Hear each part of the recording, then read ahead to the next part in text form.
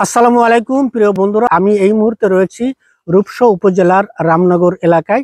রামনগর এটা হচ্ছে আহমদিয়া জামে মসজিদ, 18 বেকি নদীর একেবারেই কোল ঘেঁষা।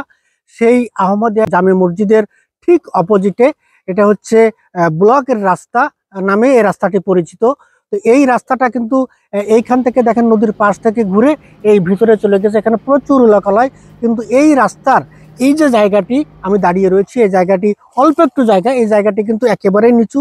এই নিচু থাকার কারণে এলাকাবাসী, এলাকার সাধারণ মানুষ, স্কুল কলেজের ছেলেমেয়েরা তারা কিন্তু ঠিক মতো স্কুলে যেতে পারে না। তারা কিন্তু এখান থেকে ভিজে তাদের বই খাতা পোশাক এগুলো কিন্তু নষ্ট করে তারা স্কুলে যায় বা স্কুল থেকে ফেরে, এরকম কিন্তু পরিস্থিতি বিরাজ করছে। এই যে আপনাদের রাস্তাটা জোয়ারের সময় তলায় যায়, এই অবস্থাটা কতদিন ধরে চলতেছে?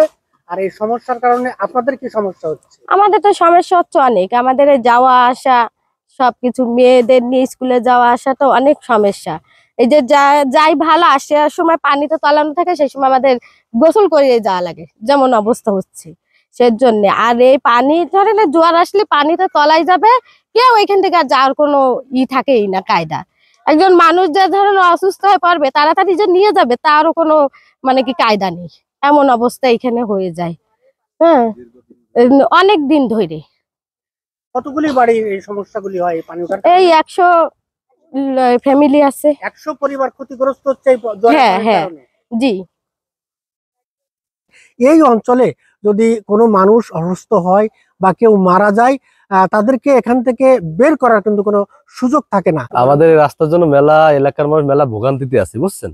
পানি উঠে যায়, রাস্তার জন্য হাঁটাচলা করতে পারে না, বাচ্চারা যাইতে পারে না স্কুলে, মাদ্রাসায় যাইতে পারে না। এই রাস্তাটা যদি হয়ে যায়, 100 ফ্যামিলি আছে এই জায়গায়, 100 ফ্যামিলির জন্য ভালো হয়। 100 ফ্যামিলি কি প্রতি জোয়ারে এরকম ডুবে যায়? ডুবে যায়? 100 ফ্যামিলি প্রতি জোয়ারে ডুবে যায়। এটা তো বহুত আগের কাজ, এই কাজটা তো সরকার ভাবে সেভাবে দেখতেছে না। এলাকার চেয়ারম্যান মেম্বার আছে, তারাও দেখতেছে না, তাকে ধর বলা হচ্ছে তারাও দেখতেছে না। এখন যদি আপনারা যদি একটু রিকোয়েস্ট করে যদি আমাকে কাজটা হয়, আল্লাহর রহমতে সবার জন্য উপকার হয়। এনে একটা রোগী নিয়ে যাবে সেরকম রাস্তা নাই, একটা লোক মারা গেছে সেই খাটলা নিয়ে যাবে, সেই খাটলা নেওয়ার কোনো জায়গা নেই। একদিকে হচ্ছে রাস্তাটা অত্যন্ত সরু, এখান থেকে একটা ভ্যান চলাও মুশকিল।